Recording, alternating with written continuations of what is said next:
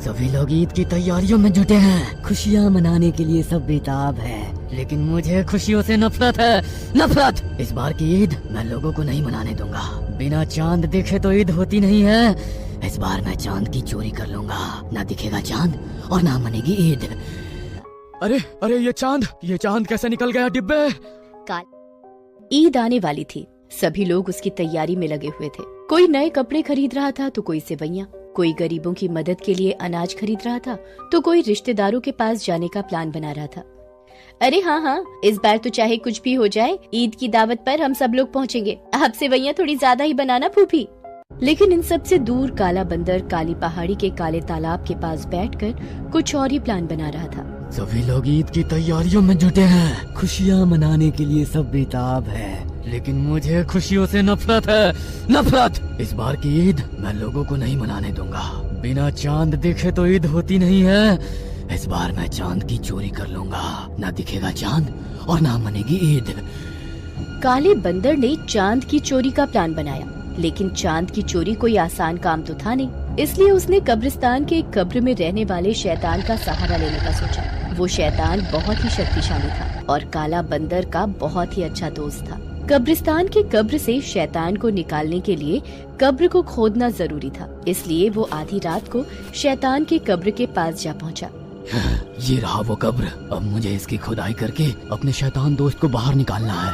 काले बंदर ने अपना आकार बढ़ाना शुरू किया। उसके आकार के साथ साथ शरीर के अंग भी विशाल होते गए। उसके नाखून किसी धारदार हथियार की तरह हो गए। अपने उस नाखून के सहारे उसने कब्र को खोदना शुरू कर दिया। दूर कुत्तों के भौंकने की आवाज माहौल को काफी खौफनाक बना रही थी। काला बंदर लगातार खुदाई करता रहा। 3 घंटे बीत गए।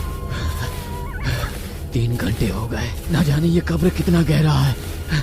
हाँफते हुए भी उसने कब्र की खुदाई जारी रखी और फिर वो वक्त आ गया जब उसके नाखून उस शैतान के गाल में चुभ गए। शैतान चिल्लाता हुआ बोला, कौन है? किसकी मौत उसे यहाँ खींच लाई है? ये कहता हुआ वो शैतान कब्र से बाहर आ गया। 50 फुट का वो शैतान दिखने में बहुत ही भयानक था। उसकी एक ही आंख थी। उसके आधे शरीर में मांस था और आधा शरीर हड्डियों का ढांचा था। उसके मुंह से लगातार खून निकल रहा था, जिसे वो जीभ से चबड़ चबड़ करके चाट रहा था। क्यों जगाया मुझे? क्यों जगाया? अब तबाही होगी, तबाही। उसके बाद उस शैतान ने अपनी आंखें खोली और जैसे ही उसने अपनी आंखें खोली, सामने काला बंदर खड़ा था। वो उसे पहचान गया। अरे काला बंदर, तू मेरे दोस्त, तूने मुझे जगाया। बता क्या दिक्कत है तुझे? मैं पल में तेरी दिक्कत दूर कर दूंगा और फिर वापस कब्र में सो जाऊंगा, क्योंकि तू जानता है ना, मैं ज्यादा देर कब्र के बाहर नहीं रह सकता, क्योंकि अगर मैं कब्र के बाहर रहा तो मेरा दम घुट जाएगा। काले बंदर ने शैतान से चांद की चोरी की बात कही। चांद की चोरी? ठीक है, मैं अभी उस चांद को चुरा कर लाता हूँ और तेरे हवाले कर देता हूँ। शैतान तुरंत उड़कर आसमान में गया और उसने चांद को अपनी ताकत से काली मिर्च के बराबर बना दिया और उसे एक डिब्बे में बंद कर वापस धरती पर ले आया। ये ले मेरे दोस्त, तेरा चांद आ गया और मेरा जाने का समय भी, क्योंकि तुझे पता है ना, कब्र के बाहर मेरा दम घुटता है। शुक्रिया मेरे यार। अब देखो मैं इस चांद को कब्जे में रखकर लोगों को ईद मनाने से कैसे रोकता हूँ। दोस्त, चांद तो मैं ले आया हूँ, लेकिन इसे संभालने की जिम्मेदारी तेरी है। अलविदा। ये कहकर वो शैतान फिर से कब्र में समा गया। काला बंदर उस छोटी सी डिब्बी को अपने गले में बांधकर अपनी गुफा में आ गया।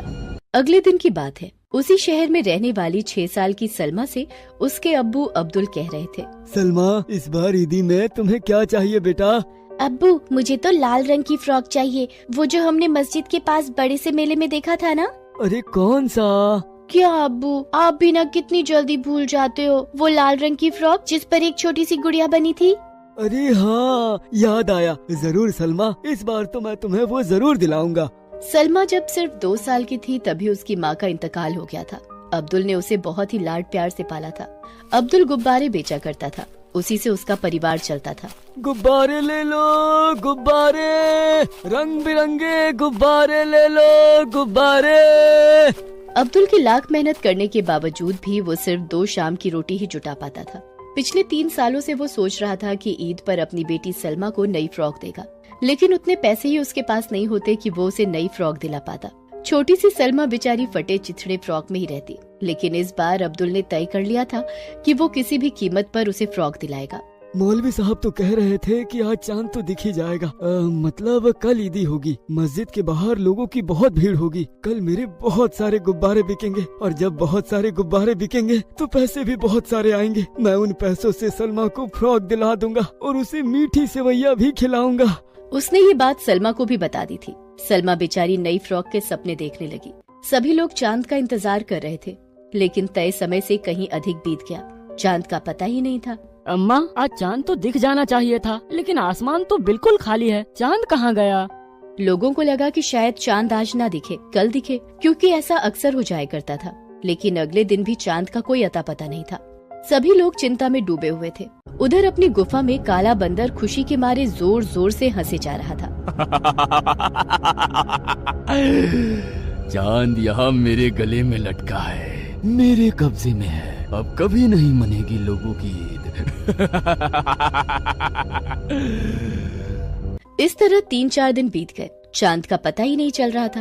अब तो सभी लोग किसी अनहोनी की आशंका से डर गए। उधर छोटी सी सलमा खुदा से दुआ कर रही थी कि अल्लाह ताला, अगर चांद ही नहीं निकलेगा तो लोग ईद कैसे मनाएंगे? कैसे मस्जिद में जाकर लोग नमाज पढ़कर एक दूसरे से गले मिलकर ईद मुबारक कहेंगे? और मेरे अब्बू कैसे अपने सारे गुब्बारे बेचेंगे? कैसे मेरी नई फ्रॉक आएगी? क्या इस बार भी मुझे फटी फ्रॉक से काम चलाना पड़ेगा? अल्लाह मियाँ, आप तो बहुत ताकतवर हैं। फिर अपनी ताकत से चांद को फिर से आसमान में ले आइए ना। फिर से हम सभी को ईद मनाने का मौका दीजिए ना। ये उस मासूम सी सलमा की दुआ का ही असर था कि अल्लाह मियाँ ने एक चमत्कार कर दिया। उस शाम इतनी तेज हवा चलने लगी कि तूफान सा आ गया। आज के पहले इतना भयानक तूफान कभी नहीं आया था। उस तूफान के कारण काला बंदर की गुफा तक हिलने लगी। ये कैसा तूफान है जो मेरी गुफा को हिला रहा है? मुझे इस तूफान को अपनी ताकत दिखानी होगी। इसने मेरी गुफा को हिलाया। ये कहकर वो गुस्से में बाहर आया, लेकिन बाहर आते ही उसकी सारी ताकत हवा हो गई। भारी भरकम काला बंदर किसी सूखे पत्ते की तरह हवा में उड़ने लगा। अरे अरे, ये तो मैं उड़ा जा रहा हूँ। ये कैसा तूफान है? तूफान का वेग इतना था कि एक धारदार हथियार एक दुकान से उड़ता हुआ आया और काला बंदर के गले में लटके उस डिब्बे के धागे को काट दिया। धागा कटते ही डिब्बा नीचे गिर पड़ा और उसका ढक्कन खुल गया और काली मिर्च के आकार का चांद डिब्बे से बाहर आया और फिर उसका आकार बड़ा होने लगा। अरे अरे, ये चांद कैसे निकल गया डिब्बे? काला बंदर ये सोच ही रहा था। चांद वापस उड़कर आसमान में चला गया और फिर उस चांद को सभी लोगों ने देखा और खुशियां मनाने लगे। अब्दुल और सलमा ने भी चांद देखा। अब्बू अब्बू, चांद दिख गया, कल ईद होगी, ईद। सभी लोग चांद देखकर जश्न मनाने लगे। काला बंदर गुस्से में चांद की ओर देख ही रहा था कि फिर से तेज तूफान आया और काला बंदर को उड़ाकर ना जाने कहां ले गया। अगले दिन सभी ने पूरे धूमधाम के साथ ईद मनाई। अब्दुल के गुब्बारों की भी उस दिन खूब बिक्री हुई। अब्दुल ने उन पैसों से लाल रंग की फ्रॉक सलमा को दिलाई और सभी ने सेवैयां खाई।